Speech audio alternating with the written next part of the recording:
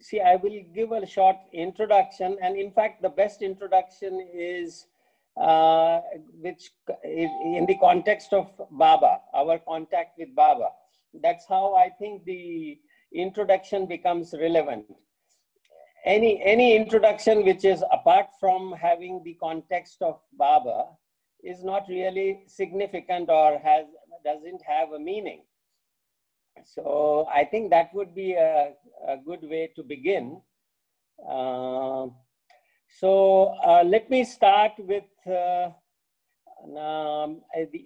see, my contact with Baba was as a child through my parents, and it started in 1958 when I was 5 years old.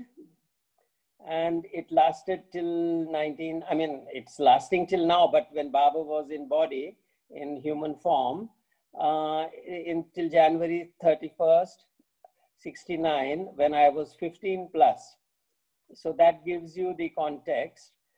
And we were very, very fortunate to get many a chance to have Baba's darshan and to be with Baba. Although, as you all know, that the decade of the 60s was the decade of Baba's working in seclusion. Most probably Baba had framed it that way because as he grew incapacitated in a way and older in age, it was more befitting for him to work in seclusion rather than being dynamically on the move across the globe and things like that. But having said that, let me say that as I saw him in the decade of the 60s and right up to the last days of Baba, the last time I saw him was at Mehrazad when there was Dara and Amrit's wedding in December 1968. And right up to that time, although the video and the photograph and the film might give the impression that Baba was getting older, but to my eyes, as a young boy, as a little boy, I always found him, to be young and dynamic and all that. I didn't see him as an aged person, as an old man. That's what I can say for sure. Although Baba was 74 in 1968 and 69 when he dropped the body, but his age was not telling on his face and his appearance and his personality to my eyes at all. Although in the latest, for some of the photographs and some of the videos, it does give that impression to those who are looking at the picture. So this, I think, is a little important thing to take note of. And as I'm beginning to say about myself in the context of Meher Baba, like my introduction, let me begin by my experience in 1968. And of course, it went on beyond that, Baba's dropping the body, but it began in 68. In fact, a little earlier, once Baba had told my elder brother when he was still schooling, Baba told him that later on in the university, when you go for your higher studies, you do MSc. MSc means Masters in Science. And that was all. It was actually a little premature on Baba's part to tell a young schoolboy to do MSc in later on in his higher studies. But now it so happened in 1968,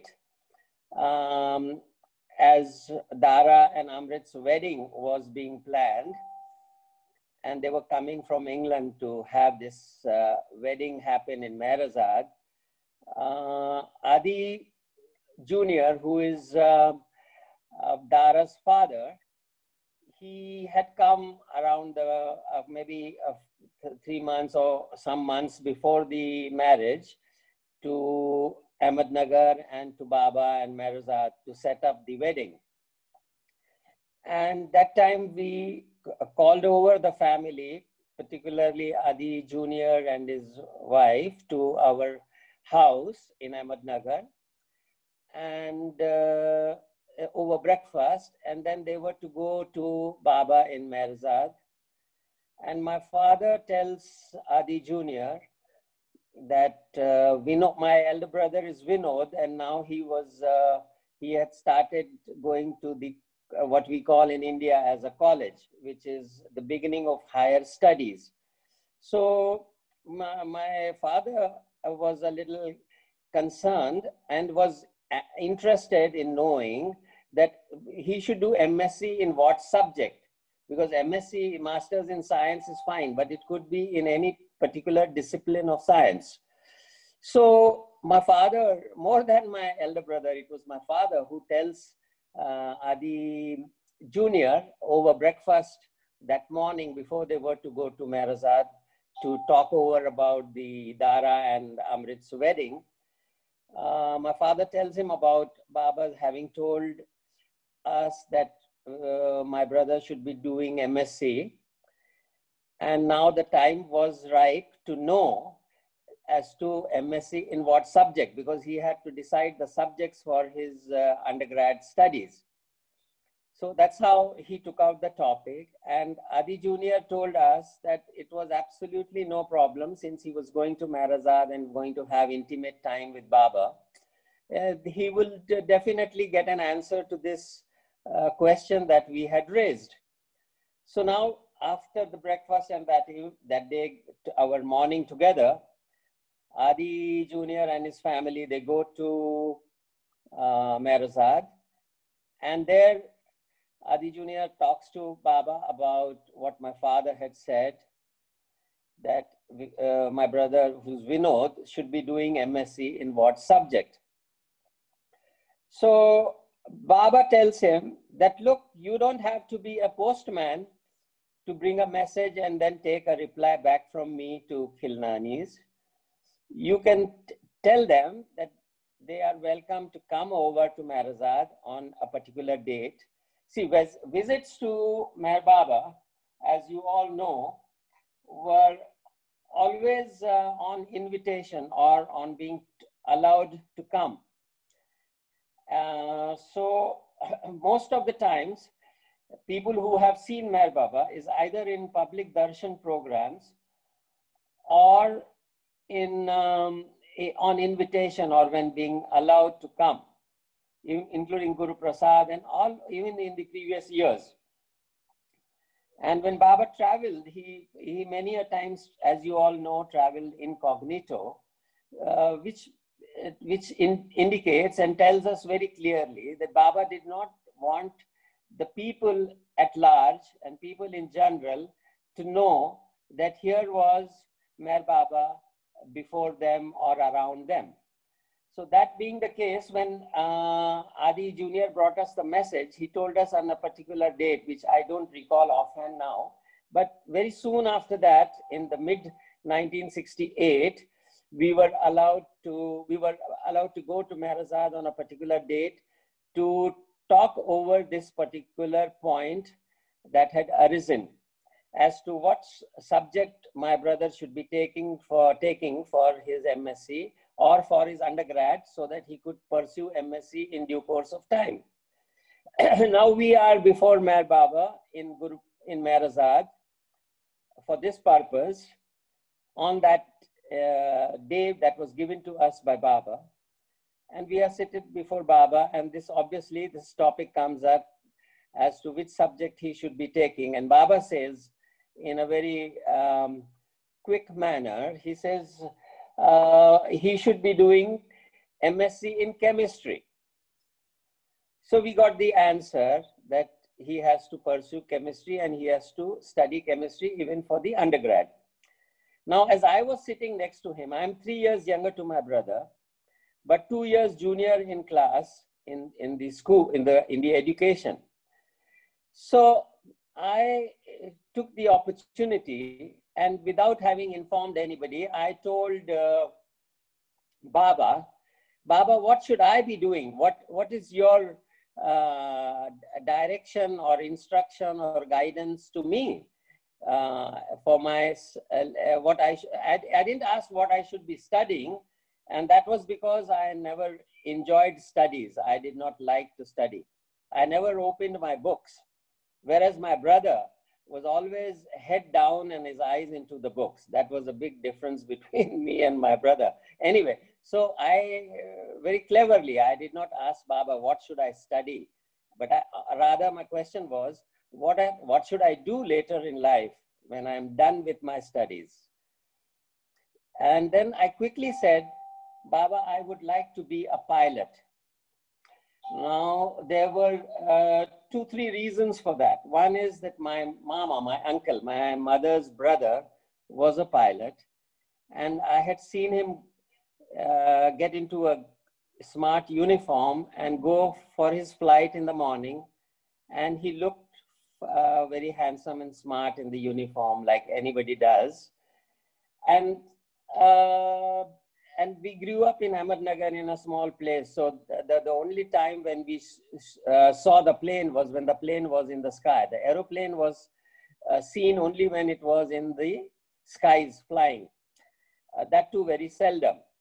So I developed a fancy for becoming a pilot. And I also came to know that you don't have to study much to be a pilot. So that, and I could get a uniform. So these were the reasons why I wanted to become a pilot. And I tell Meher Baba that, Baba, I would like to be a pilot. And then Baba tells me, and Erech, of course, tells Baba's words. And the words exactly were, no, Raj, you are not going to be a pilot. You know? So when I heard this, there was a pause after this statement from Baba, which was an order that, no, you're not going to be a pilot. And then in my mind, I said, let Baba say that I should not be a pilot, but I am going to become a pilot. I did not tell him in as many words, but within my mind, within myself, I said these words. And by the time I finished saying this to myself, there was the second part of the say from Meher Baba, which Erech said after that little pause, during which I said, let Baba say no, but I'm going to be a pilot. Baba said, Raj, you are still very young. I was 15 that time, and not even, just even little less than a 15 in 1968. So Baba said, you are still very young, and I will, the exact words that Erech said was that I will tell you, Baba says, I will tell you when the time comes. This was the specific words that came from Baba through a mouth of Erech to me. So that was it. That then of course, I was also young, and then all that, we forgot about it. But when we go back home, and as I said, I was not interested in studying, but my father, like any parent, would want the child to study. And I was now reaching my higher classes in high school. So I was forced to sit on the study table, overlooking the window, and at a distance, there was the compound wall, not a wall, a fencing, which had barbed wire tagged on to vertical iron rods. And I would while away my time counting the vertical iron rods on which the barbed wire fencing was fixed. And now, as I was sitting there, instead of studying, counting these numbers, I suddenly realized I was not able to count the vertical rods, and they were no longer distinctly visible to me. And in the school, I was always a backbencher. I never wanted to study. So I was on the last bench, and I could not, see the writing on the board by the teacher. So I had to move to the benches closer to the board. And then I tell my father that I'm not able to see clearly. And then my father says that, well, you are getting short-sighted or myopic. So he takes me to an eye doctor. And on testing, it is found that I have around 1 number, myopic number 1. So, and I'm advised to wear glasses. So I contact my mama, my uncle, and want to check up whether I can still be a pilot. And he tells me that, well, with number 1, you can be a pilot. No problem. So in my mind, I try to tell myself very well, I'm going to try to be a pilot. I'm still studying in the school. And then after another 2 months, the same thing repeats itself. My number goes up. I don't know whether you want this story in details, but this is the invisible hand of Meher Baba, plus the introduction to my life's story. My introduction to myself. That is why I don't mind telling it in a bit of detail so that you are able to see the invisible hand of Meher Baba. But if you want me to cut it short at any time, do feel free to tell me and I will make it a shorter story. So now, within that 2 months, before Baba dropped the body, my number becomes 2. And I contact my uncle and check up, and he says, well, maybe 2 also is okay. You can become a pilot. And now Baba's gone and Baba's dropped the body. And by February, March of 1969, my number starts mounting and it becomes number 3, myopia. And then I check up again there was no Google and checking. So the easiest way for me to check was with my uncle. And he tells me that, well, even I will have to check the rules, whether with number 3, I can still be a pilot. So well, as I'm waiting for the reply to come from my uncle, whether I can still be a pilot, a couple of months pass. We are in Ahmednagar and my uncle is in Bombay and my number becomes 4. So I revert back to my uncle and I tell him that now my number has become 4. Can I become a pilot? Keep repeating my question. And now he has checked up and he says, Raj, I'm sorry. With 4 number, now it's out of reach for you to, by the physical standards required to be a pilot. So that's how Baba ruled it out for me when in my mind, I decided to disobey Baba or to follow my own mind, so to say. So that was the one part of the story. And then, after Baba was no longer on the scene in physical form, I, of course, took to doing undergrad in science because I had interest in physics. So I took physics and chemistry also because my brother was doing chemistry. And by the time we moved to Satara, another town, which is of course a Baba's town, you all know that. And my father went from Ahmednagar as district judge Ahmednagar to Satara as district judge Satara. This was after Baba had dropped the body. And we were of course sad to go from Ahmednagar because we were losing the close contact with the Baba community there. And Mehrazad, Mehrabad, and Akbar Press, and Khushru Quarters, and all that. So when we go to Satara, we get an official accommodation, a bungalow, a big house, a villa, which was known as Muttha's bungalow. But it was taken by the government, purchased by the government, to be the official residence of the district and sessions judge of Satara district. Now, my father, we move into that new villa and my father chooses a hall on the upper floor as his bedroom. And when we checked up with the Mandali, in Merzad, we came to know that that house was earlier a private house, and it was rented by Baba, for Baba, and Baba had stayed in that bungalow in Satara and had used that very room which was used by my father as his bedroom. So see how compassionate the Lord is, even though he is no longer physically on the scene. And when he sends us away from Ahmednagar, because how long can you remain in one place as a judge? It was, as it is, it was a miracle that my father was a judge in Ahmednagar for more than 9 years. First as additional sessions judge, when there was no quarters, and therefore we stayed in Khushru quarters. There's another story about that. I'll come to that as well. And so here is that Satara story. And then now I'm doing my college. I did my 12th. And when I was in Ahmednagar, I used to be fond of carpentry and doing electrical work and all that. So my second choice, since I could not become a pilot, I thought, let me become an engineer. And I told my father I would like to be an engineer. My father laughed at me, laughed out internally, and I could make out. He thought that, well, since I don't study, I could never become an engineer, because to be an engineer, you have to study hard.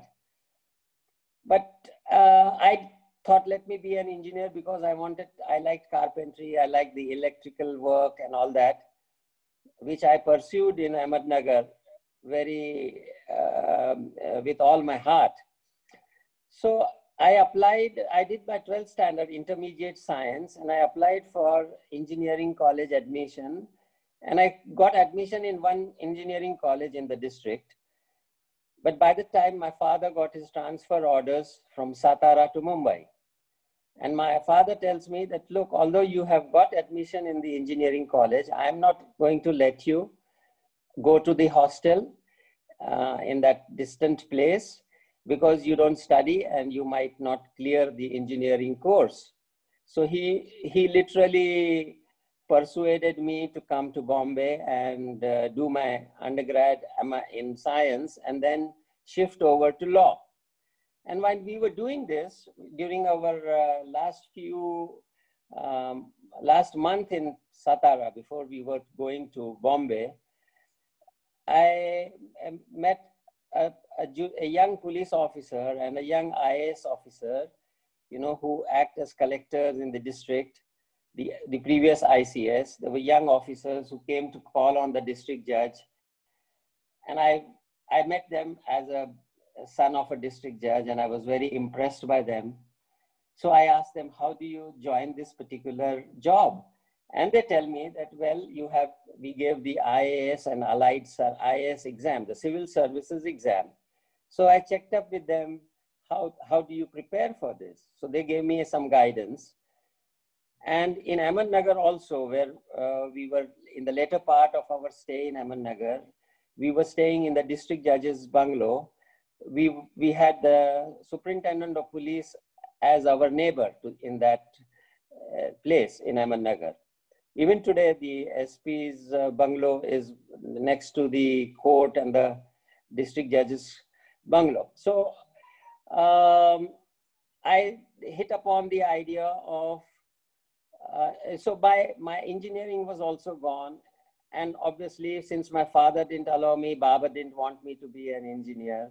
And now I'm studying for the civil services exam. And my father feels that I'm never going to make it because I don't study. And this exam is very, very competitive. So he'll give me the freedom, of course, to prepare, but he knew that I would not make it. And he always told me that, well, you can, since you are doing law, you can always become a lawyer, and then I will see that you are able to become a judge. That's how he had his plans for me. Now, I'll come back to this story later on, because there are quite a bit of details in this story, which clearly show the invisible hand of Meher Baba in what I did in my later life. So should I complete this story now or come to it later on? I mean, as you see fit. I mean, you know what you plan to share. So you probably have a thought process in mind. So please feel free to share any which way you think it is good. Yeah, so now what happened is, it is 1974 when I give the, the IAS exam. You have to be 21 years old to be able to give this IAS and civil services exam. But if you are opting for the police job, Indian Police Service, you can be 1 year younger.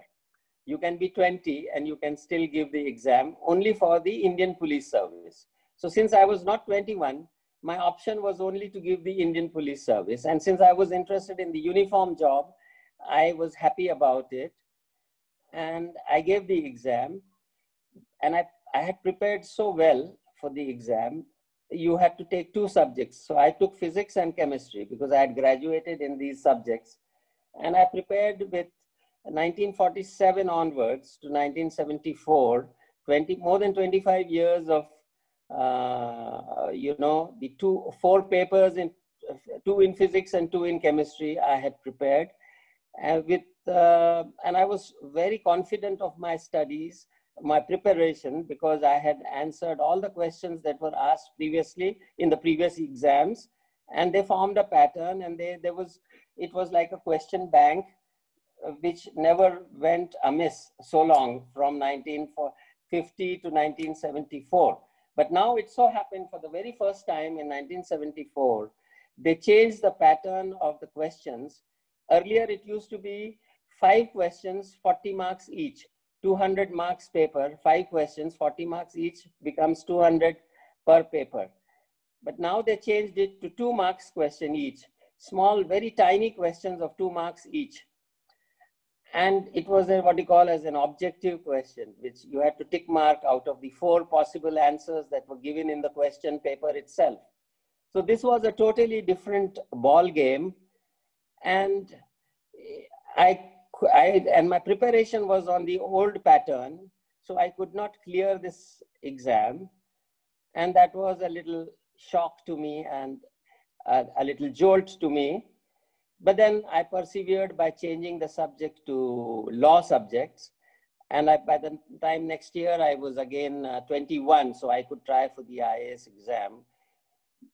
And then eventually I made it into the Indian Police Service through the written examination and the interview. I cleared the Indian Police Service appointment, but I had to take a medical test. So I was sent for a medical examination, and when they found out that my number was 4 in my eyesight, they said, you have to go through a special board of 3 ophthalmologists, doctors who would examine my eyes thoroughly, because they cannot allow a police officer with poor eyesight and prospects of getting problems into eyesight into the police force. So here I faced a hurdle. And then I had to go right up to Delhi and get myself tested. And I had a little anxious time in all that. But eventually I was cleared through those special medical boards for appointment to Indian Police Service. So here, although I was on the borderline, and if my number had exceeded 4, if it had become 4.5 or even 4.25 at that point in time, I would have lost this opportunity to be a senior chief, a police leadership police position. So, and moreover, the civil services and the IAS, IPS exam, as I can tell you, and some of you know, it's a very highly competitive selection process, and nobody can be sure that you can make the grade, because it's like buying a lottery ticket. And you cannot be sure whether you're going to win the lottery, right? Nobody who buys a lottery ticket can be sure that he will hit the jackpot. So here was Baba's dilemma. Baba could not have told me that, look, you give the IAS exam or you become an Indian Police Service IPS officer, because then I would not have studied hard. because you cannot get anything without you put in the due effort. And Baba's dilemma was that he could not have told me that I will hit the jackpot even without studying. And it didn't happen without studies. I did study and I put in my effort and I made the grade. So here is the invisible hand of Meher Baba. I don't know whether I'm able to convey adequately the Baba's invisible hands that were at play in my life, in the early phase of my life, when I chose my occupation. Anyway, so the only job I did was as a police officer, as a leader, police leader, all through till I retired as the head of the police force, so to say. And it was like a big test for me, because to be a police officer in India, for that matter, anywhere, and have spiritual aspirations, the two things don't go together. And I had my cup full of tests all along the way, as in my job, in my profession. I think that should suffice for the time being about my job to begin with, and my introduction also. This gives you a good idea of the introduction to my background in the context of Baba. Now, there are any number of stories. If I just jotted down the stories, there are 70 plus stories totally. Some are short and some are bigger ones. So I do not know where to begin, but let me start with my father, the old stories of my father. My father was a son of a big aristocrat landlord, an agriculturist who had very big farmlands in the area which went to Pakistan after partition. But before that, when he was a young man, he thought that he never has to do any job because he was so aristocrat and rich.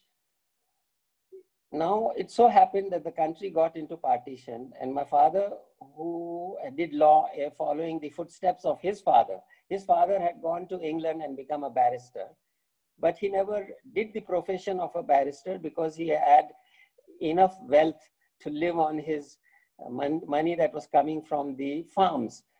So my father was given a big jolt in losing all that land and the prospect of having an easy life. So, but before that happened, my father had finished his law studies, and his mama, my father's mama, his mother's brother, was an advocate in a place called Sakhar in Sindh. So my father goes to him to take some practice, hands-on practice in law in the courts.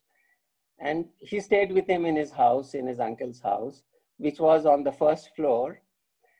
And he was once standing on the first floor of his house, and he keeps looking down and he finds a tall, hefty man get down from a cycle rickshaw. And this man was none other than Baidul. You all know who is Baidul.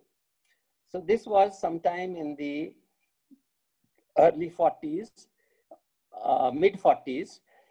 So Baidul gets down from the cycle rickshaw and is making inquiry in his loud voice as to where he can find a particular mast. So my father, who was on the first floor, he hears Baidul shout, asking for the place of this mast, who was also from the same Sindhi community as that area was Sindh. And my father knew, because some masts are quite well known to the local people. So my father knew him, and so he quickly goes down and he tells him, I can take you to this mast. So they both go to this mast in that town of Sakhar. And while they are going to him, my father knew that, and Baidul also said, let us pamper the mast. So what do we take for him? Do we take bananas? Do we take sweets? What do we take? So my father had an idea that this mast was fond of drinking tea. So they take a kettle full of tea with a cup from a tea stall, and they go to this mast. And as they approach the mast with the tea kettle, that mast tells my father, why are you giving me tea? I am not a judge. And my father was going before judges, and he was being trained to be a judge. So here was some kind of a intuitive intimation to my father of what was to come in his life later on. And then, of course, there was that meeting with Baidul had with that mast, and he did whatever Baba's work was to be done with the mast, that particular mast. And incidentally, that uncle of mine, of my father, his mother's brother, had an opportunity to have communication with Meher Baba. He had made some communication, received a letter from the Mandali, and he also had some elementary books of Meher Baba and also had a photograph of Meher Baba. This was in mid-40s, and my father, since he was staying as a guest, as a relative in that house, had seen Baba's picture, had seen Baba's letter, and also seen that little booklets of Baba that were lying with his uncle's house. Now partition happens. India gets divided into two countries. And as we were Hindus, we have to leave that part of the country and come to India. He leaves all the wealth. This was before I was born. And he comes to Bombay almost empty-handed, and to begin the life again with all his brothers and sisters, and a heartbroken family and economic position. So my father now lost all interest in a worldly life. He became a spiritual seeker. So, but he also had to have a living. So he managed to become a judge. I mean, he was a first-class law degree holder, and as a first-class law degree holder, and in those days with partition, India needed judges in the junior positions, the civil judge, the puisne judge. So my father became a judge in a place called Disa in Gujarat, and in Ahmedabad, where my brother was born, and then in Gujarat in Disa, where he met an advocate who used to read Aurobindo. So he introduced my father to spiritual books by Aurobindo. And my father became a very avid reader of Aurobindo. As you know, Aurobindo, as Baba has himself said, was a man on the sixth plane, and he's known as a seer. So talking of Aurobindo will become another story. So we can do that later, time permitting. But he got a very good grounding in the spiritual basis with reading of big books like Life Divine and Synthesis of Yoga by Sri Aurobindo. And from there he came to Pune as a judge, and he became a railway magistrate. And my father had a younger brother who had got some kind of a serious ear problem. So he had to undergo some very ear surgery. So he was taken to one Dr. Apte in Pune, and he was being operated. And my father was again standing on the first floor of that clinic. And as he was looking down, he finds that a very attractive and like a movie star, a man, young person, a middle-aged person is walking down the steps and getting into the car. So he was drawn to this person, and he rushes down the steps. By the time the person gets into the car and the car moves on, but he inquires who was this person. And he is told that this person was Meher Baba. So he had an accidental view of Meher Baba in that ENT, ear, nose, throat specialist clinic, Dr. Apte's clinic. This was sometime in, I would say, early 1950s. Or mid-50s, not early, this was after mid-50s. And then there was no way to know how to reach to Meher Baba. And then one day when my father was walking on the streets of Pune, he again meets Baidul, that same man he had taken for the mast visit in Sakhar. And they both recognize each other. And like happy to meet each other. And my father, of course, inquires about Meher Baba, and he is also very excited to tell about Meher Baba. And he says that Meher Baba is in Pune, in Guru Prasad. This was in 1958. So my father shows his excitement to see Baba. And Baidul says, I will get you I'll fix it up with Baba, take Baba's permission, because nobody can meet Baba without Baba's invitation. But my father was so anxious to see Baba again. Of course, he had had a glimpse before, as I mentioned, because he was invited by mother in Aurobindo ashram in Pondicherry. Mother had invited him, and he was getting drawn to mother, and he was about to buy a ticket to Pondicherry. And she had sent him a flower in a letter, letting him come to Pondicherry. So he was anxious to see Meher Baba before he goes to Aurobindo's ashram in Pondicherry. And he came to know about Guru Prasad. He was smart enough to take. He goes to Guru Prasad on his own, uninvited. And as fortune would have it, once you enter Guru Prasad, you know, there are two ways to enter into Guru Prasad, either side of the portico. And my father takes the road which leads to Baba's bedroom. If you know that, there was a small room on one side of that villa, Guru Prasad, where Baba was Baba's room. And my father unknowingly goes right outside in the veranda of Baba's bedroom, and he's standing there patiently. And then Erich comes out. He's moving in the veranda, and he sees my father, and he tells him, "Who are you?" So my father tells him that, "Well, I have come to see Meher Baba. I want to have his darshan." And Erich says, "Well, you can't have his darshan just like that. You better go away." But my father was adamant. He says, "No, I'm not going to go back. Having come all this way and stood for so long, you better tell Meher Baba that I am here." And Erich says, "What are you talking? It cannot happen this way." And there was a little, a loud talk between my father and Erich. But it was not a quarrel, but it was in loud tone. So the sound goes into, the conversation goes into the ears of Baba that morning, and Baba claps from inside the bedroom.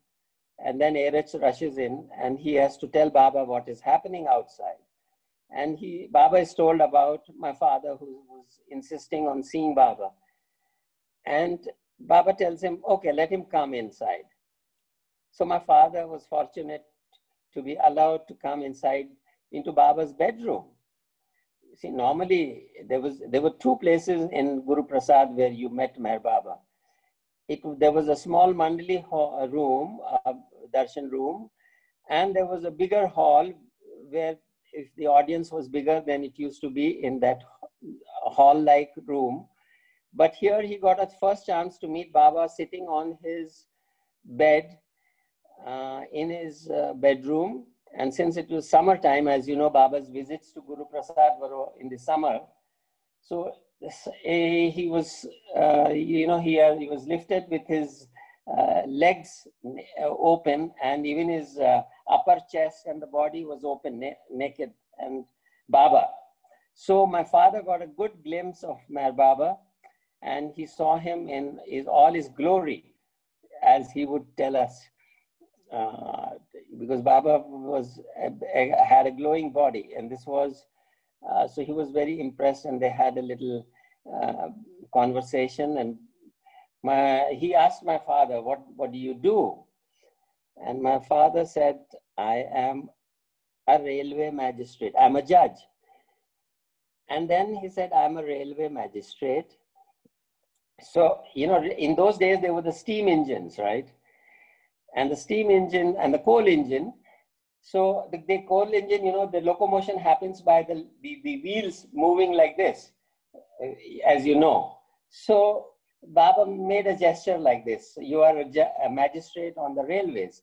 So that was his sign for my father to begin with. And Erich caught the point, and he said this was like the gesture for my father in the very first visit.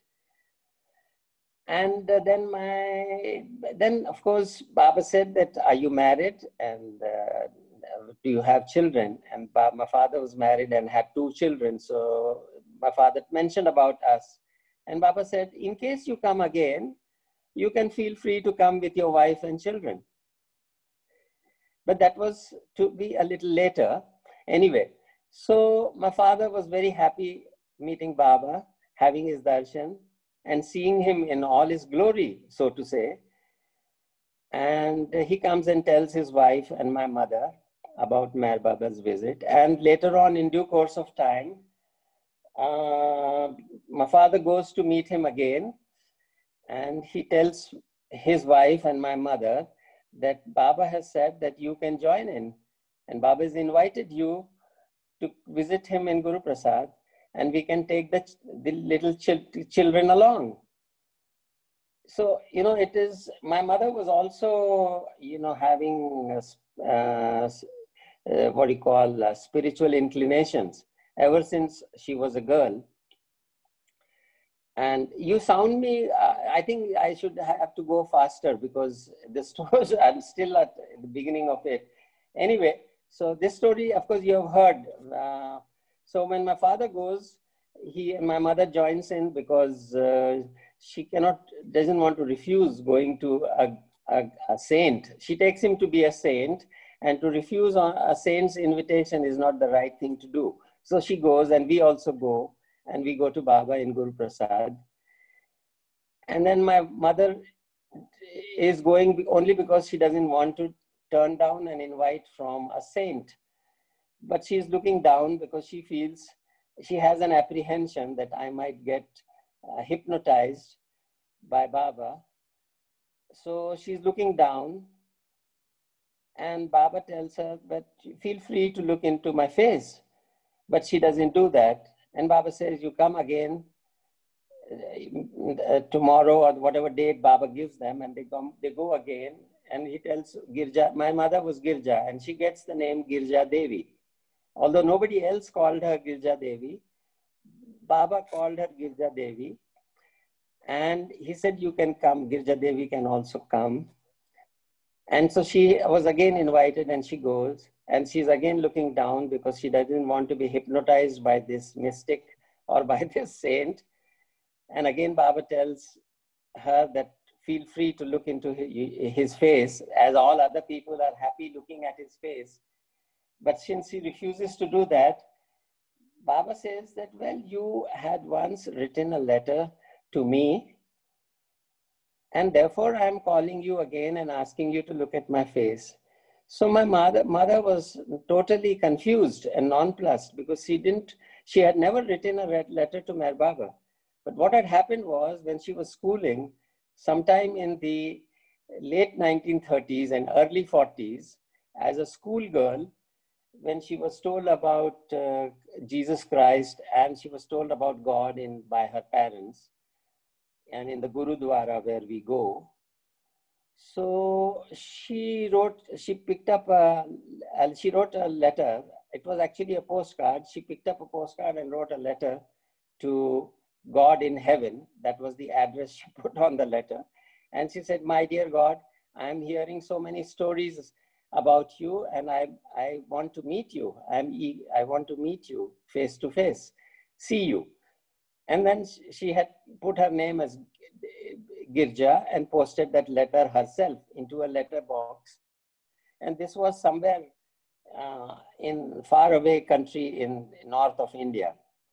And now she is being reminded 20 years later by Meher Baba, who tells her that he had received that letter. And since as a girl she wanted to meet God, he was giving her this opportunity to look at him, and she should not hesitate, but feel free to look at him. And here she was reminded of that letter 20 years later, after being married and having children. And So then all her resistance broke down and she became a Baba lover. So this is a very, like a story. Now, so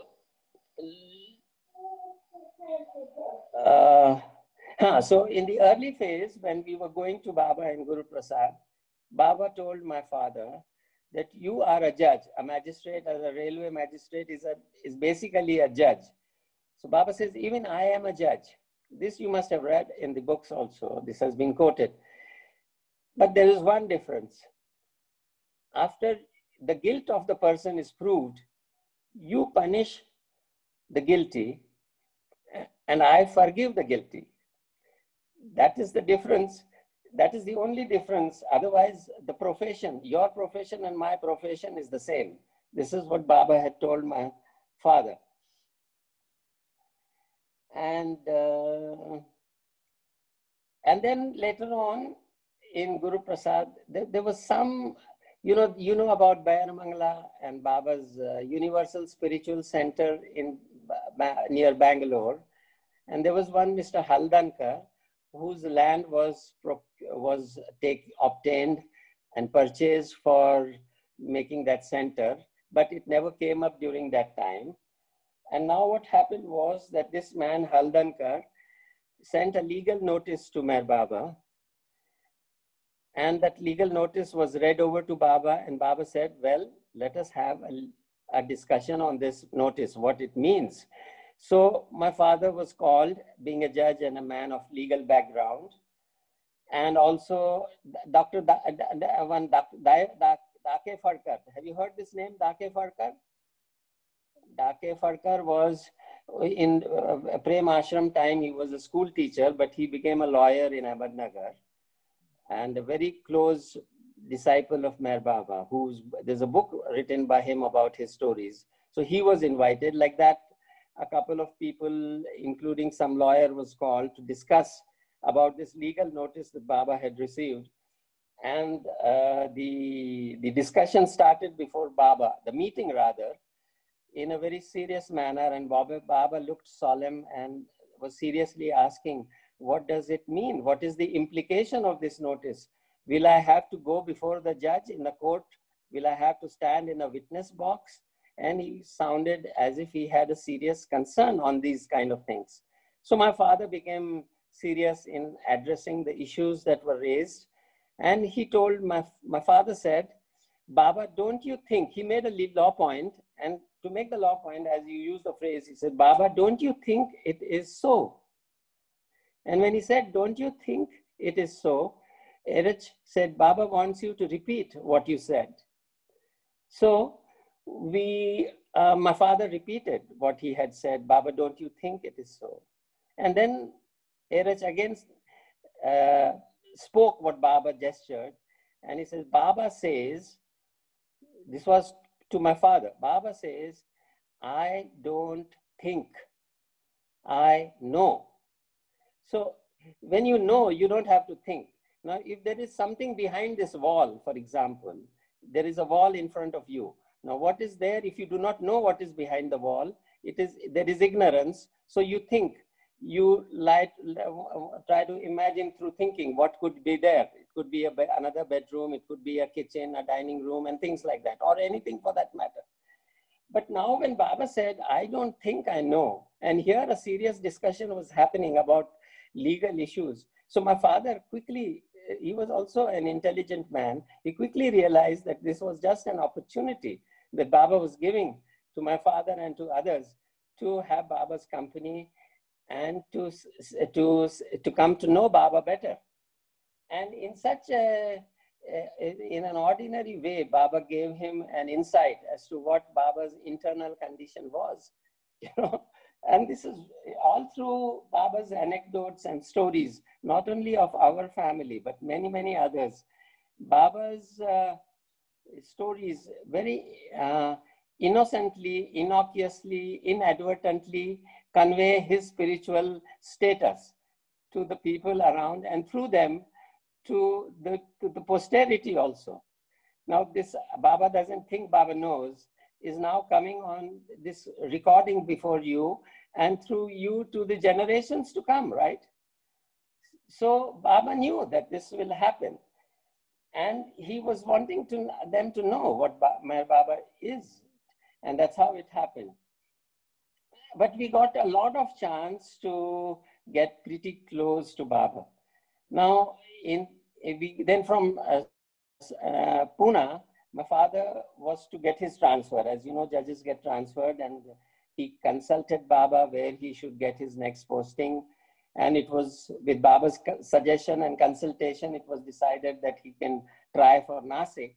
And then he succeeded in going to Nasik on his promotion as an assistant judge or an additional sessions judge. And there again, as you all know, Nasik is a Baba place. And we had that Barucha, who was an old-time Baba follower, and also with Upasni Maharaj at one time. So we get very close to them. And there was Ramju Abdullah's family in Nasik. So we were pretty close to Pune and Ahmednagar. So now my father wanted a car. So he tells Baba, Baba, I want to buy a car. And my Baba tells him that I had used a Landmaster car for a while, which is now lying with Arnavaz Nariman Dada Chanji's wife, Arnavaz's brother, who had a battery shop in Dadar, TT area. So he said that car is lying with him. You can go and have a look, and you can buy that car, which I have myself sat in that car. So my father was very excited. We go to Bombay. We buy that car for 10,000 rupees, Landmaster, blue-colored Landmaster car, which had a big Baba's picture of the 1940s with a light falling on the picture. And we drive through Igatpuri in the rainy season from Bombay to Nasik. I still remember that drive. And we used that car for a pretty long time. That was our very first car, the car which was used by Meher Baba. And then, of course, when he finished his term in Nasik, he again got a chance to ask Baba, where should I take my next posting? I want to come to Ahmednagar. Baba said, good idea. So he tried for Ahmednagar, and he got a transfer from Nasik. He was posted as additional civil judge and additional sessions judge, Ahmednagar. So Baba asked him in Guru Prasad, this happened in Guru Prasad, will you get official quarters as a judge? And my father had checked up. So he told him, no, Baba, I'm not going to get any quarters. So Baba said, what are you going to do? Where will you stay? And then Adi Senior was sitting there, and Baba looks at him and he says, we have this extra space in Khushru quarters. Maybe this Khilnani family can stay there. Adi Senior did not quite appreciate that idea. And he said, Baba, he's a judge, and this is not in a fit condition. It needs renovation. So I don't think it would be proper to let him stay there. And then Baba looks at my father and says, what do you have to say on this? And my father says, he was quite fast to take the point. And my father says, well, I will spend the money and renovate the place. And then Baba looks back and forth again at Eddie and says, now what do you have to say? He will spend his money and repair the place and stay there. So Adi had no choice but to concede to giving that place. And then to make Adi happy, Baba looks at my father and says, what rent will you give him? And my father says, I will give him 50 rupees. So it was decided that we give a rent of 50 rupees for that big, which is now the trust office in Khushru quarters. That was our house for more than 4.5 years in Meher Nazar in Khushru quarters. And so we started living there. And Baba said that after you finished the adjustment of money for what you spend on renovation, then you can start giving him that 50 rupees. And that's how it happened. And we got to stay in Khushru quarters. Even before Mehernath and Bhau Kalchuri's family shifted there, we were already staying there. And at that time, they were staying in Arangao in that Meher dispensary outhouse. And then they, for schooling, they later on shifted there. And then we have, of course, many stories. And Baba coming into our house, either on by prior intimation or even unannounced, coming into our house. Once Baba came to Khushru quarters, and he, unannounced, he came into our house, and he found me sitting at home, and Baba was telling me, Raj, how come you are at home? Why didn't you go to school? So my mother tells Baba, Baba, he is not well. And Baba looks at my father and says, what's wrong and what are you doing about it? So I used to, as a child, I used to get respiratory infections, cough and cold. So Baba was told, and Baba asked a question, then what medicine are you giving him? You know, see, look at the depth with which he was used to get involved with the family. And says, what medicine are you giving him? And my father, you know, there was Adi Irani who used to do homeopathy. And there was that Bhai Sakta in Akbar Press. You heard of Akbar Press, right? There was Bhai Sakta, and there was Padri in Mehrabad who used to do homeopathy. So there were these three homeopaths, giant of Baba lovers who were homeopaths. And my father was taking homeopathic pill for me from them. And now what Baba said, this has no, no judgment on anybody. But Baba said, you know, look at his master stroke and a master psychologist.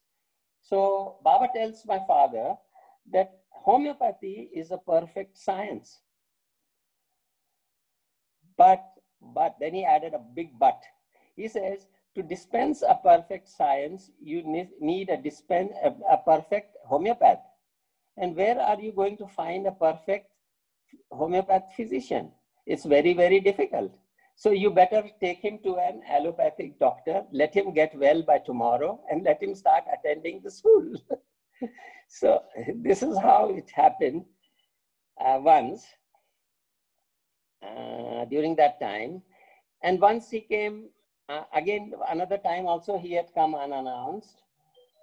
And the cars, Baba's car stood outside our house, and our house was locked.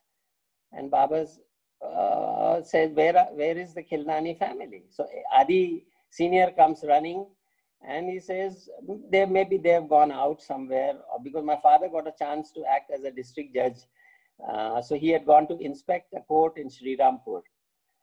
And it was rainy season that particular year. And Sri Rampur, you may not know, is an area where there is a lot of sugarcane growing and sugarcane factories. So there was this canal irrigation, and there was a big ditch by the side of the road, which was filled with sugarcane. So when we were driving this car, there was some truck coming from the opposite side, and to make way, our car went on the sugarcane, and it got into the ditch. When the weight of the car fell on the sugarcane sticks, the car turned upside down. It made a somersault, total somersault. And when the somersault was happening, I was sitting in the car. I thought that we were going to die. And everybody, we all thought, we shouted, of course, Baba, Baba, and we thought we were dying. But that quantity of sugarcane sticks acted as a cushion, as a shock absorber, and put the big car back again on its wheels. And the car was on its four wheels, and we thought that the car will not start. But when we started the engine, restarted the engine, the engine started. And then it had to be pushed and brought out in some way we brought it out. And we came out of the ditch. And exactly at that time, Baba had come to Khushru quarters, and he had made a gesture like this, that they are fortunate. And when we came back next day, we were told that Baba had stood there and outside our house and said that we are fortunate. And when we checked up the timing, it was exactly the time when the car had turned somersaulted, and we were saved from a mishap. and, injury to us and all that. So this is another little story. These are nothing short of miracles. But Baba always said, I never do miracles. Then, as you know, Baba used to go to Guru Prasad during the summertime.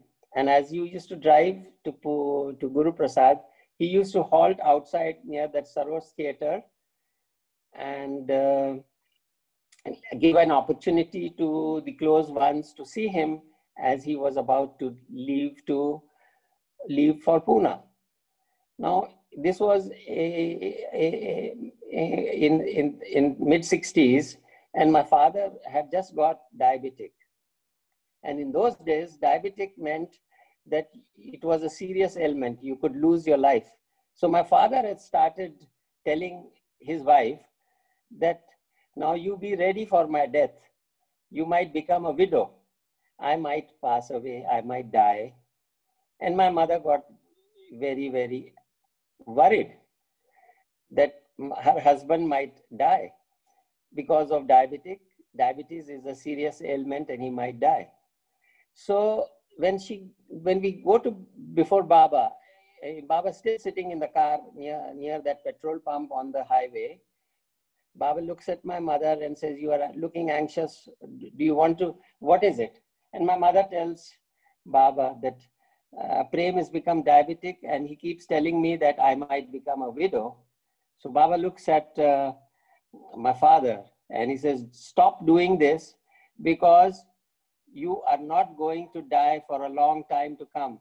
In fact, he said, all the elders here standing here are going to die first before you die. That is what he said.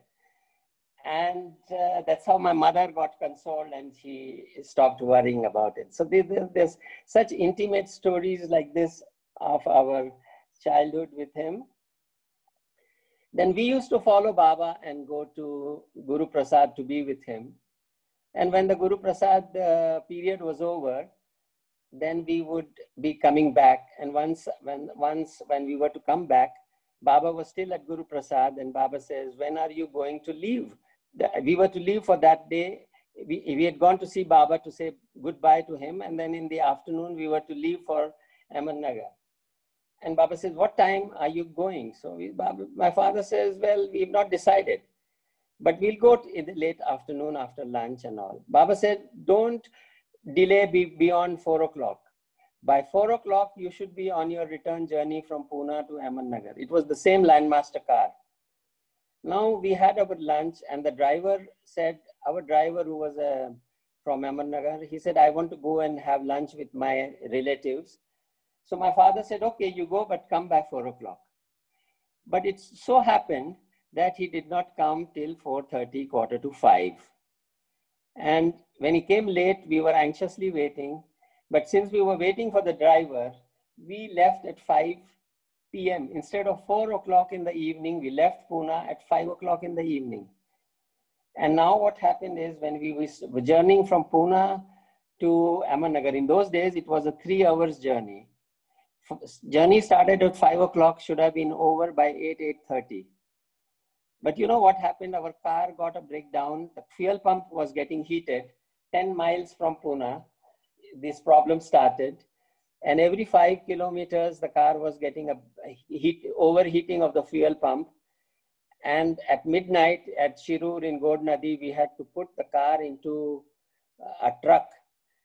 By putting the truck into a ditch where they were putting the cattle into the truck. So that is how we managed to put the car into the truck. And by the time we reached Ahmednagar, it was 4 o'clock in the morning, 4 a.m. in the morning. And now the problem was, how do we get the car out of the truck? Because there was no ditch there. The car was put into the truck by putting the truck into a ditch. But now there was no ditch around. So by the time we managed to put railings to bring down the car from that Sarosh garage, it was 5 a.m. The time 5 p.m. we started from Pune, and it was 5 a.m. we were back in our home in Khushru quarters. So a journey of 12 hours became an ordeal of 12 hours because we did not keep, we did not move by 4 o'clock as Baba wanted us to go by 4 o'clock. And So there are any number of such stories. Once when we were sitting before Baba, Baba told us, would you like to go for a movie? So my mother was happy and my father, they said, you go. Baba said, you go for this movie that is running at West End cinemas, some West End cinema there. And we go for that cinema and we enjoyed the movie. It was, I think it was an English movie of Tarzan. You know, you have this character called Tarzan who lives in the jungle with the wildlife and has a tough, hard life there in the forest with the wildlife, with wild animals. So anyway, we enjoyed the movie. And when we come back and Baba says, did you see the movie? And we said, yes, we saw the movie, but what of it? So that was a question. We said, what of it? We enjoyed the movie, but what is the underlying message? And Baba says, spiritual life is like the life the difficulties that Tarzan faced. It was depicted in that picture that his hardships are quite similar to the hardships of a spiritual disciple in leading a spiritual life. So that was the message, you know, Baba had given us through that Tarzan movie. And when Gulmai had died, you know, Adi's mother, Baba had come there and we were there. That time Baba had visited us, you know. That was sometime in around the 12th of August, 1962. And then she was to be buried, gone with Baba for her burial. And then Baba took us to his tomb shrine, Samadhi. Of course, we had seen it, but we got to see it along with Baba. And those days there were these, you know, what they call as the seclusion little cabins outside the Samadhi for the Prem Ashram boys. Those were also there. And then there's a picture of Baba standing there, and we were. So there are any number of such stories. I can go on and on, but I don't know whether I should let anybody ask a question if there is anything, so that, you know, it becomes more, the chat becomes more pertinent. Would anybody like to ask any question?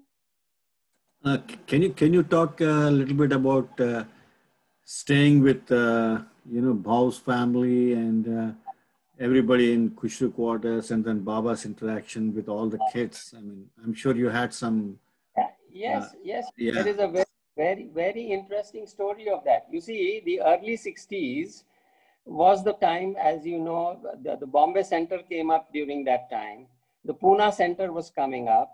Ahmednagar Center used to be held in a veranda, in the open veranda in Khushru quarters. But then Sarosh had prepared this new center in Ahmednagar. So these centers were coming up, and there were visits by these center people all over to discuss with Baba. And every time they came to discuss about starting a center, we got an opportunity to go to Baba and have Baba's darshan, because there used to be this discussion about how to get the center going. So I, as a boy, I was fond of, you know, painting and carpentry and all that. So I decided to have we had these small rooms on the back side of Khushru quarters. So I decided to have a Baba center in the back room. And I did a pretty good job of it. I put a board also. I remember going on cycle, painting, getting all the mud stuff, and made a bow, you know, decorating the center with plastic toys and flowers and all that. And then we tell Baba. Then, of course, Mehernath also had he also hit upon this idea of having a center in his house. So he also made a center, and we were like competing to make a good, impressive center. And then when we get an opportunity to meet Baba, we tell him that, Baba, our centers are ready, mine and Mehernath's.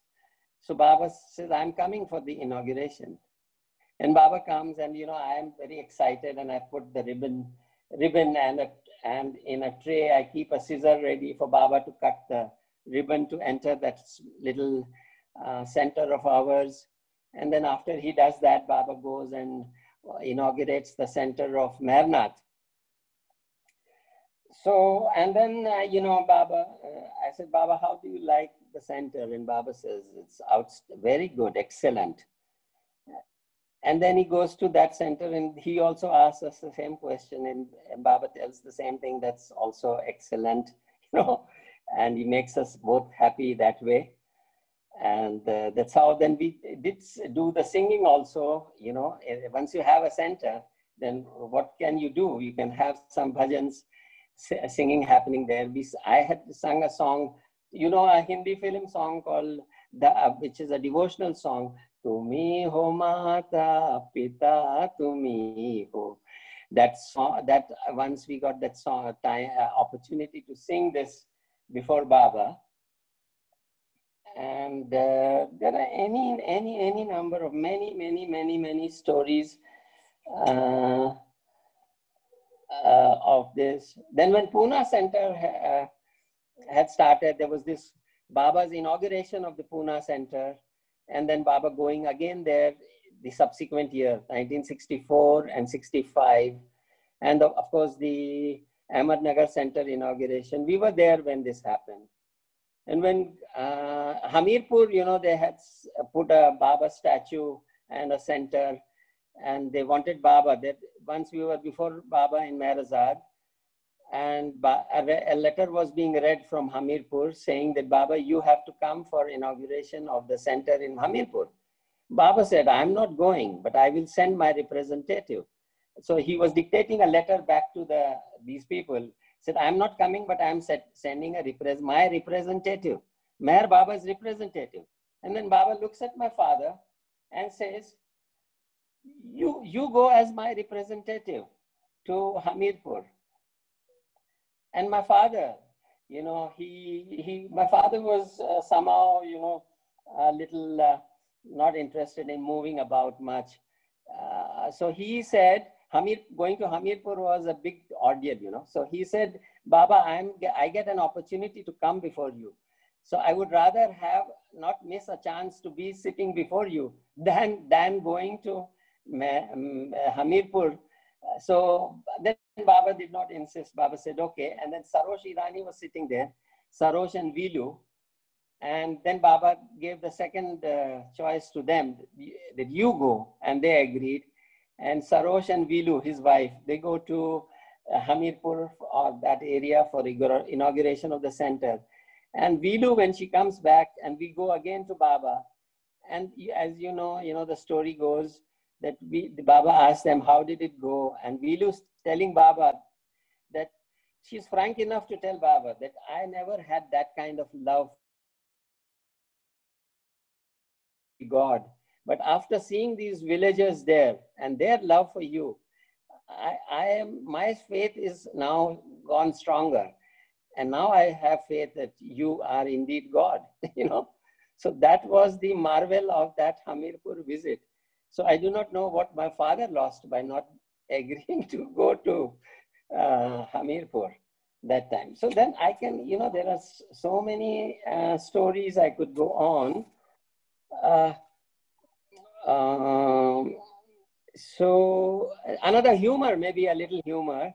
So in Guru Prasad, we used to get the lunch break, and as Baba would also go for his resting in the afternoon, and we would go home. Our home was not too far, and we would go home and have our lunch and be back. So when we came back from lunch, Baba asked us, how was your lunch? What did you have for lunch? So we said we had double beans. There is that big size beans, which we call double beans. So we said we had the double beans. And then that was it. And then the next day again, not the next day or the day after, again this happens. And Baba says, what did you have for lunch today? And we again had double beans. So we said, Baba, we had double beans. And then this happened thrice during that season. So somehow we used to be late in meeting Baba. I mean, visiting Baba. When Baba used to give appointed time that you be back by such and such a time, or visit me at such and such a time. But we used to be late. Now it so happened that we were late on the fourth occasion, and Baba's looking at Erech, and he says, "Where are the double beans? The double beans have not come yet." And then we trooped into the room, and then Baba said, "Here come the double beans." So we were given that name during that season, double beans. That's beautiful. Yeah. We used to often be asked by Baba, after we were seated in front of him, Baba would ask me, what do you take me to be? This happened at least 10 times. And I would say, "Baba, you are God." And Baba would say, "Are you just telling from your mouth, or you really mean it?" And then I would say, "I mean it. I'm telling from my heart." And Baba would say, "Not from your lips, but from your heart, right?" So I would say, "Yes, from my heart." And that's how he strengthened our faith in him. And there was a second part to it, and Baba would say, "I am indeed God," or he would say that I manage the universe and things like that,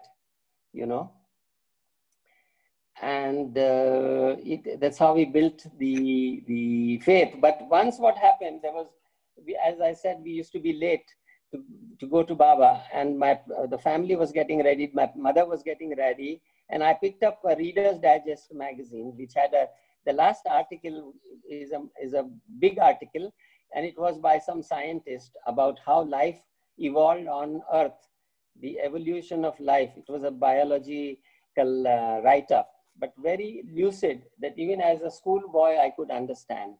And to my little brain and my little mind, there was a doubt, which said, the doubt within myself was that if science can explain everything, if science has created life and evolved life, then where is the room for God? Where is the scope for God? Maybe God doesn't exist. That was a momentary doubt in my little mind. And now we are driving in that same Landmaster car to Baba, to Guru Prasad. And I'm telling within myself that if Baba were to ask me today, who do you take me to be? I will have to be frank and tell what I'm thinking. And sure enough, when we are seated before Baba, Baba once again asked me, "What do you take me to be? And who am I?" And I said, "Baba," and I was about to say that, "Baba, I read this article and now I have this doubt whether science has set up the whole thing." But it so happened there was an enlightenment, I call it a little enlightenment to my little brain, that there is nothing illogical about science and God being hand in hand, because it shows God is all the more wonderful because he uses science to do the creation. He doesn't do like a miracle or a magic wand, but he does it scientifically, and God is the biggest scientist. And that was the insight that Baba gave me at that moment. Did Baba ask you a question actually that day? Yes, that is what I'm saying. That is the story. Yeah. He asked me, and when I gave the answer, I did not say that Baba, I have a doubt. Not because I was afraid, but Baba gave me that insight. Before I could answer, I got that insight that Baba, God is all the more glorious because he has done the whole thing scientifically. That was any question, because I think we are ending. Let me ask everybody, hey, all who are here now, please go ahead and ask any questions that you may have. If there are many, please raise your the hand digitally. The instructions are here in the chat box. And you all will get a chance to ask your questions one after another. But before I see some hands raised, I have a question to you myself. Remember when your mother, your mother Girija was about to hug Baba, she had her doubts before she began to actually know that Baba is God and all, and things like that. But she would hug Baba very lightly, not too strongly. Remember, there was an incident, and then Baba says, "Why are you hugging me so lightly? Would you hug your husband like this. That's what Baba says. Do you remember that incident Yeah, with your yeah, mom? yeah.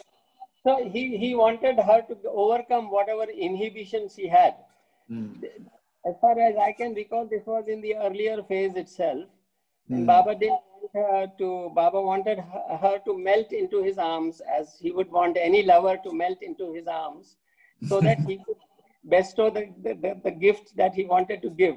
See, if you get into his embrace with a resistance, then he cannot give you what he wants to give you.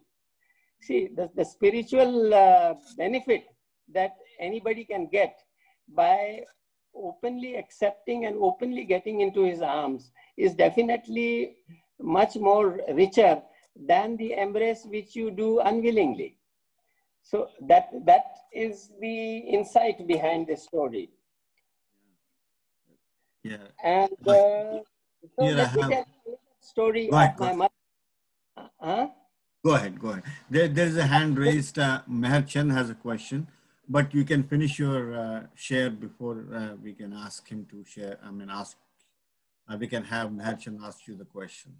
No, there are two stories which are very, very, must tell stories, So one of it is that when my father finished his term as an additional sessions judge in Ahmednagar, he had already acted as a district judge because the main district judge had got a heart attack and my father got a chance to act as a district judge. And by his seniority, now his turn had come to become a district judge.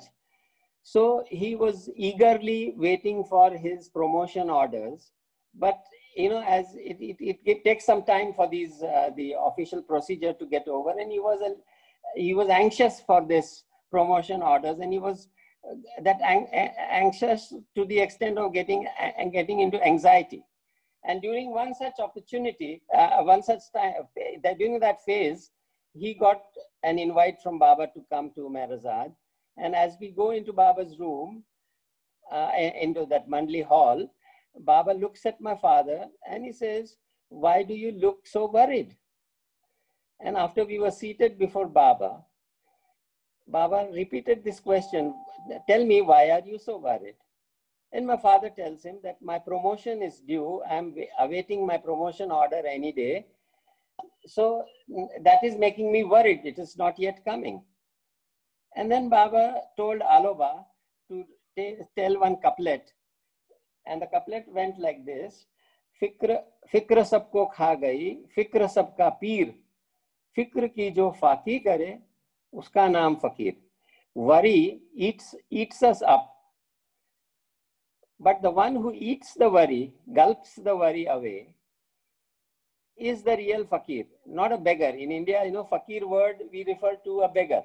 But the real definition of a fakir is one who is able to gulp his worries and finish the worries. And then Baba said, "I am the king of fakirs because I have no worries." Baba said, "I have no worries and I am the king of fakirs." And then he told my father, "Be a fakir." And then he said, then he was so merciful, to tell by mouth to be a fakir is easy. But Baba knew it's not easy for my father to become a fakir just like that. So he said, "You will be receiving a letter." He didn't say your promotion order. He said, "You will be receiving a letter. After reading the letter, you send it to me." And that was a sure enough hint to my father as an intelligent man that his promotion orders were coming. And very soon after that, he received an envelope, official envelope, and it was about his promotion as district judge. And he was moving out from Ahmednagar to a place called Alibag outside near Bombay. So we again go to say goodbye because now we are going away from that Khushru quarters. We are going away from Ahmednagar to a place called Alibag. And now as we go into Mehrazad room and Baba seated on the couch, and Baba looks at my father and he said, "Now what is it? How come you are still sad? You look rather more sad than even before after getting your promotion order." So my father tells him, "Baba, now I'm going away from you. I'm going to Alibag. So that is making me sad." And Baba said, what are you talking? What are you talking? Am I not in Alibag? Eraj said, Baba is asking you, am I not in Alibag? You know, he is equally there. So that's what happened. And then when we go to Alibag, and it was my father's birthday, 1st of April that year, and my father was walking on the seashore, because Alibag was a seashore, and he was feeling sad because he was missing being in Ahmednagar, because had he been in Ahmednagar, Baba would have invited him to come and see him in Ahmednagar, as it used to happen. I had received a telegram on my birthday from Meher Baba. So, you know, it was such intimate connection. And my father was sad that because he was not in Ahmednagar, he was missing this chance. And after his morning walk, when he comes back to the bungalow, he sees a telegram from Meher Baba. Happy birthday, Prem, I am with you. Meher Baba sending a telegram to Prem. There were thousands and lakhs of people like my father who were his followers and his lovers. And on his birthday, he gets this letter from Baba. Not a letter, a telegram, which he too received a telegram that morning, and he felt so much reassured, you know, about it. So yeah, that's beautiful. And that's when I think at during those times he gave that message on wine and love, I think. I read in Lord Meher about that. But before that, let's go to Meherchand to see what he has to ask you. Jai Baba Meherchand, go ahead. Meherchand, are you there? Yeah. Jai Meher Baba, Prem Bhaiya. Raj. Sorry, Raj Bhaiya. So can you just narrate your mother's story about she was reciting a poem of Guru Nanak Bande. Yeah. Yeah, that means slave. And also your passion for the pilotship. You want to become a pilot. Let me tell my mother's story. Yeah. So once we were sitting before Baba, and Baba tells my father, this was in Meherazad, and Baba tells my father that you sing a song for me, a devotional song, a bhajan, or whatever you want to sing a song for me. And my father, you know, was not a singer. So he tells Baba that I never sing, I don't sing, but can I ask my wife to sing, because she keeps reading Guru Granth. Guru Granth is also, you know, it's poetic. So maybe she can recite a poetry from there. So he told Baba like that, and Baba said, fine. So let Girja Devi sing something. So my father is now telling my mother, you sing something from Guru Granth. And my mother knew Guru Granth by heart. So she decided to sing a song and a poem by Guru Nanak, which says, Tum Thakur, tum Payar Das, Jiya Pind Sab Teri Aas, tum Mat Pita Ham, Balak Tere, Tumri Kirpa Mein Sukh Ganere. कोई न जाने तुम्हारा अंत ऊंचे से ऊंचा भगवंत.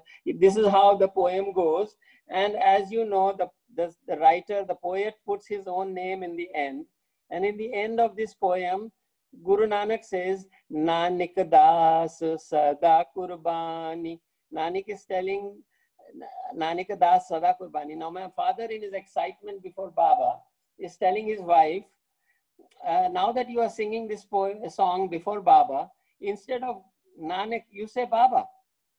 So Baba's telling Eraj, tell Prem to repeat what he said. So my father thought he made Baba happy by saying this. So he says, Baba, now that she's singing the song before you, instead of Guru Nanak Das, she should put your name. And then Baba said, that would be foolish. That would be absurd. That would be silly. that would not be correct. It would be wrong, because Guru Nanak says that I am the slave of the Lord. So Guru Nanak is the slave of the Lord and I am that Lord. So how can I be my own slave? If you put there, Nanika Baba Dasa Sada Kurbani, that means you're downgrading of Baba from being a Lord to a slave. He says, I am only the slave of the lovers. I have no other Lord higher than me. I am the highest of the high, right? So that is the story that happened about this song that when my mother sang this song. How do you like this story? That's beautiful. I mean, Merchant, are you there?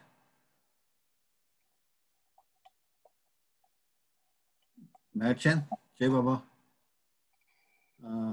I don't see him. Oh, he's there, but he's anyway. Yeah. So yeah, I mean, I think you already shared about the story of your becoming a pilot.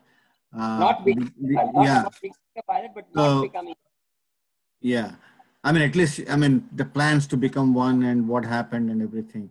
So Merchant, that was Merchant's second question. Maybe he can listen to the video after it gets, finalized. But after that, if you have any other intimate Baba stories, please go ahead. It's up to you. I mean, I know it's late there, so your call.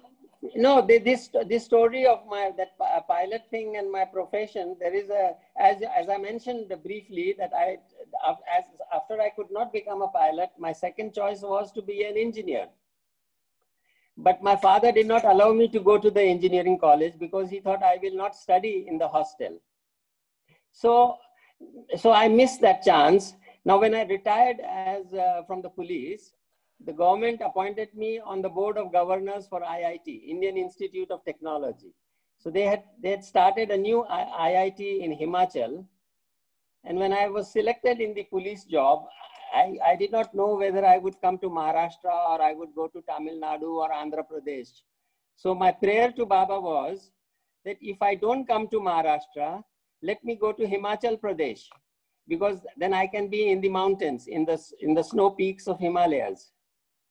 So now when I retired, an IIT was coming up in Himachal, and I was appointed as the governor for the IIT in Himachal, So both the wishes to be in Himachal was fulfilled, and my wish to be, I was not an engineer, but I was, the institution I was administering was producing world-class engineers, IIT engineers.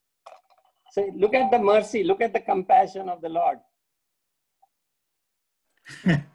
So he made you the channel for producing good engineers, Jai Baba.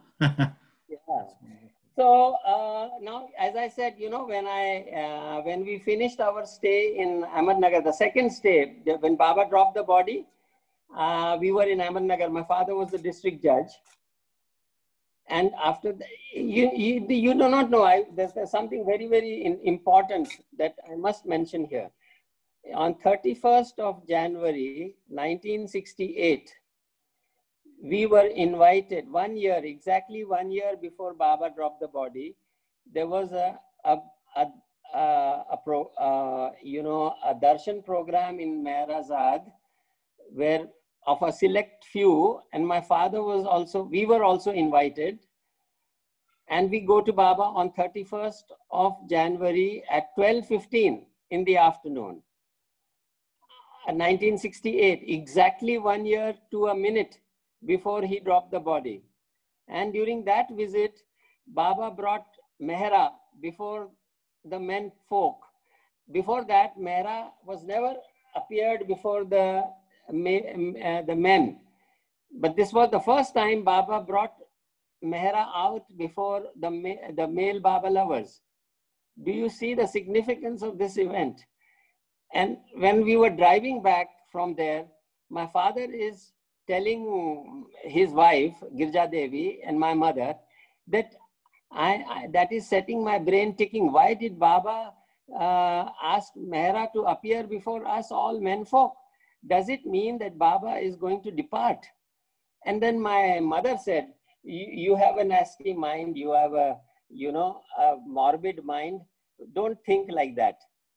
And 1 year later, you know, we got the news that Baba had dropped the body. I don't know whether this has been noticed. This has been noticed, of course, but it needs to be underlined every time. 1 year before this had happened. Yeah, I saw that in Lord Meher.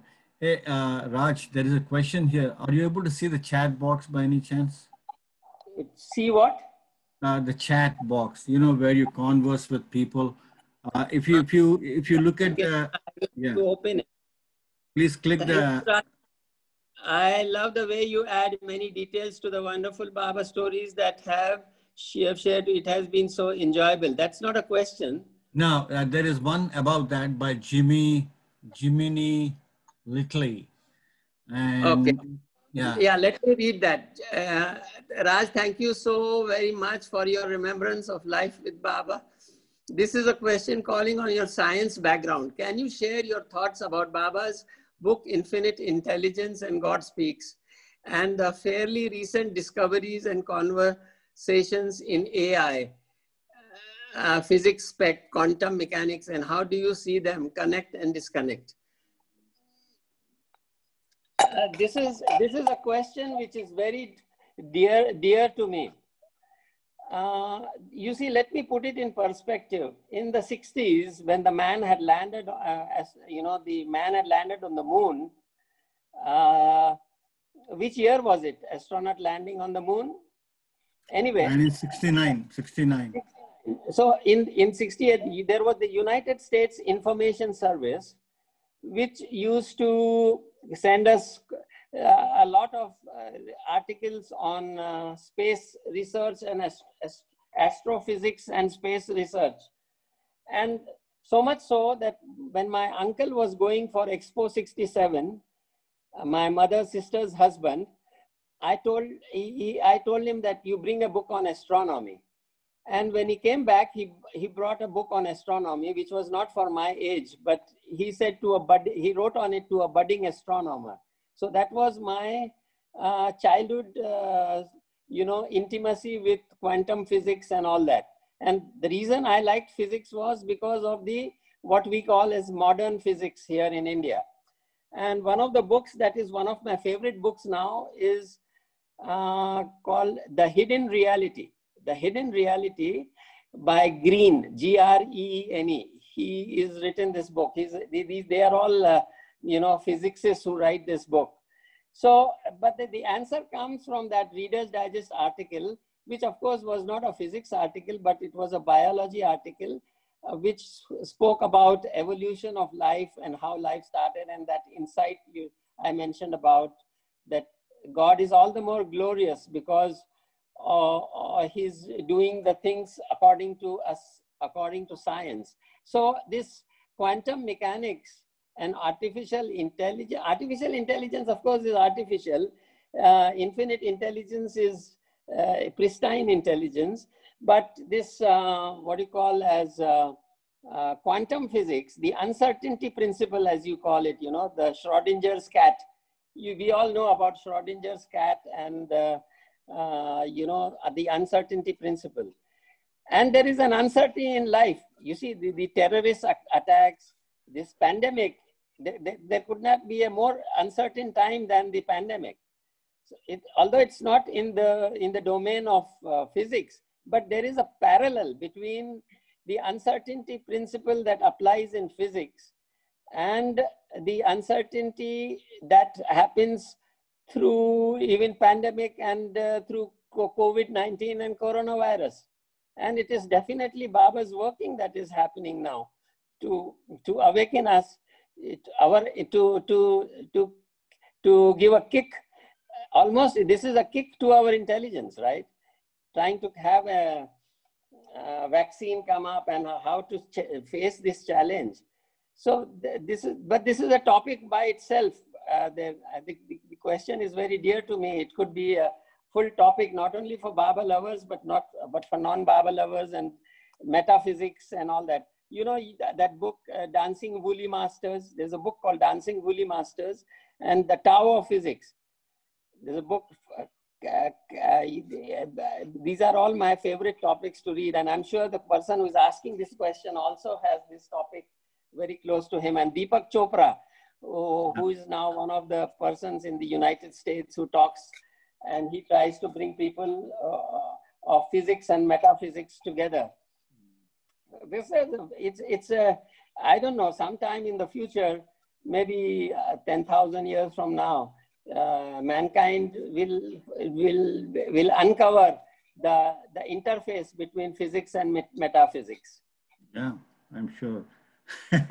So that's beautiful. As you rightly said, it's a topic in itself, and it's more not. It probably like more interesting on a one-on-one basis. So maybe you can, Mr. Jimny Little can get in touch with you and talk in depth about it. But at this time, if anybody has any more questions to Raj regarding his connection with Baba, and please raise your hands or just speak your question right away. Go ahead, anybody.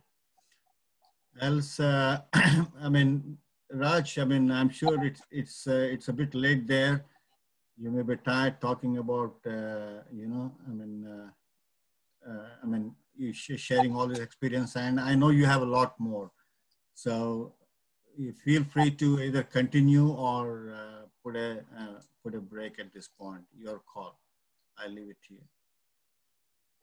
Let me tell about a very interesting little anecdote, which of course I have put on the YouTube also, but I don't know whether it's visible to everybody.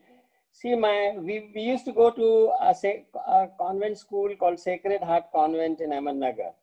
And as you know, in the convent school, my mother also had faced this, not a dilemma, but faced this kind of a situation where you are told in the school that Jesus alone is God. Jesus is God is fine.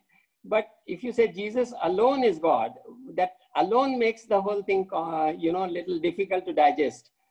So anyway, so when we used to hear this Jesus alone is God in the school, when we were staying in Khushru quarters, and my brother used to write down on the wall, Jesus, Jesus.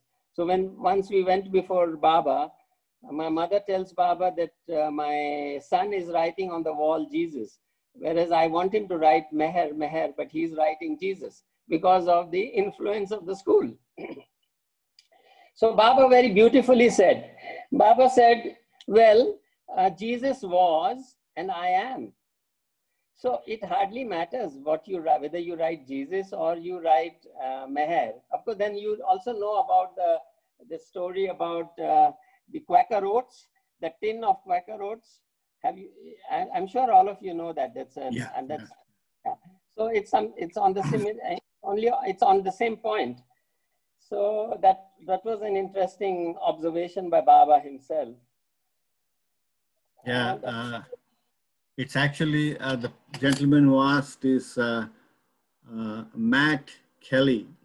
He's the one who is going with a pseudonym here, Jimny Little. So Matt Kelly, and I think this is Matt Kelly on separate device. Yeah, he probably reached out to you, Raj, about this question. So. Thank you. I would like to speak with you more about it. Yeah, I got his email also. Yeah, so he wants to probably have one-on-one with you to talk more about it. Send him an email, and I would like to be more enlightened on because maybe people in the United States are more knowledgeable about latest in physics. No, we're all in the same boat, but Matt seems to be very interested. So, and you seem to be highly interested, and I'm sure there are a lot more out all over the world who are interested in topics like this. That's great. Yeah. So, what do you want to do?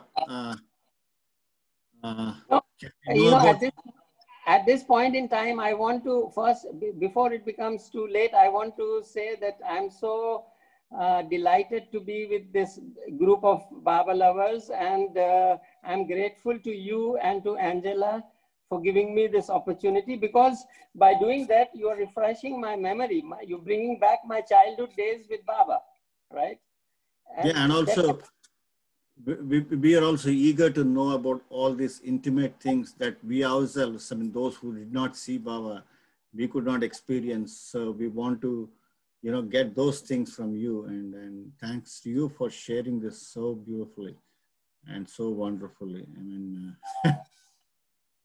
I mean, there are a lot of people here who are listening to at this moment. How many of them? How many of them?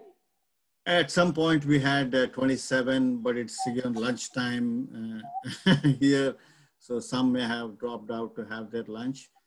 And also it's a bit late in the night in India, so some may be heading to bed. so that kind of thing. And Sunday, it's Wind up, but one thing, you know, as you very rightly said, about having seen Meher Baba, I want to tell two little observations. Yeah, go ahead, please. One is that I have, with my own eyes and ears, seen Meher Baba point at his hand and his body and tell us that this is his body. By pointing at his body, he said, and Erich, of course, the voice was Erich's, this is not Meher Baba. This is only the coat that I wear to make myself visible to you. So what anybody has missed is only the coat, not the real Meher Baba. The real Meher Baba is obviously, as we all know, is in our heart. The challenge is, how do we awaken him? You know. Oh, so beautiful, Raj. That was the best explanation I heard so far. You just missed the quote, but he's still with you, and that's so beautiful. And thank you so much for that. I mean, that really touches me. You know, I was the unfortunate one. I was born in Ahmednagar in '59, but never got a chance to be with Baba. I was born in Booth Hospital there, but never had a chance. So that really gives me a very good feeling. And here are a couple of questions. Raj, somebody is asking, can we know your YouTube channel? I mean, anything you can share with them so that they can find you on YouTube? Just put my name. You have to put Raj Khilnani, right spelling, Khilnani, Raj Khilnani. On the YouTube, it's pretty easy. And yeah, somebody else, Gail has a question. She thanks you for telling your story of your life with Baba. These are her words. And she says, I have a copy of her mother's book. For a time, it was at Sharia Books. Is it still in print? It's a lovely book. That's what, that's her observation. No, we will have to reprint it. If it is still, people want to read it and people want to pick up from the shelf, we will have to reprint it. And as such, there are lots of thanks to you for in this chat box. A lot of people saying thanks to you for sharing all those wonderful experiences with Baba. And so, do you want a copy of this chat so that? Yeah. Yeah. Okay. Yeah. Maybe I'll just. You can send it to me. That would be nice. Yeah. Can you share your email? I mean, I'm sure Angela has it, so I'll get it from her. Raj, yeah, she has it. Yes. So at this point, my last observation, because this you will find it equally interesting. See, I have seen Meher Baba with my eyes. I have, you know, I've not dared to. Nobody has dared to look at the sun in the sky at 12 in the afternoon, 12 o'clock in the noon. Nobody can look at the sun in the sky, right? But you can look at the picture of the sun. I don't know even if any camera can take the picture of the sun at 12 o'clock in the noon when it is above your head. So Baba was like that. You see, although it was his coat, but it was like seeing Baba physically was like seeing the sun and seeing the picture, sun, sun, and seeing the picture of Baba or the film of Baba or seeing Baba on the film is like seeing the son in a movie or son in a photograph. So there is a difference, of course. But nothing to, but at the back of it is that it is only the quote that is there, right? And so anyway, nice to have had this interaction. And Baba willing, we will meet here again in Mehrabad, or my son is in the US, so I come to San Francisco. Maybe when I come there, I can visit Myrtle Beach again or meet you people somewhere. Right, that's a beautiful place to meet. And Inku here is asking a request, obviously. She says, please reprint it and let us know when it's available. Your mom's book, your mother's book. So there is a request to have it reprinted. And once it is done, she wants to know. So. Very well, very well. But you tell her to send me an. Yeah, I have her email, and if we can keep in touch, and once I know, we can reach out to Dinku and let her know. Yeah, she's from Bombay. So, yeah. What's her name? Dinku. Dinku, okay. Do you want to say hello or something? I mean, go ahead. I am a trustee at the Bombay Center. I am a trustee in the Bombay Center. Oh, okay. Then it's easier to reach that way, obviously. So, yeah. So thanks very much, Raj. I mean, beautiful stories and wonderful intimate experiences with Baba. And you're so lucky to have been staying in Kushru quarters where Baba would come very often, and then sort of at least interact with you in many ways and advise your family on things to do and so on and so forth. It's just beautiful. I mean, thank you. Yeah, Prakash, thank you. And thank Angela also and all the others. I wish them all the richness in Baba's love in the life ahead of them.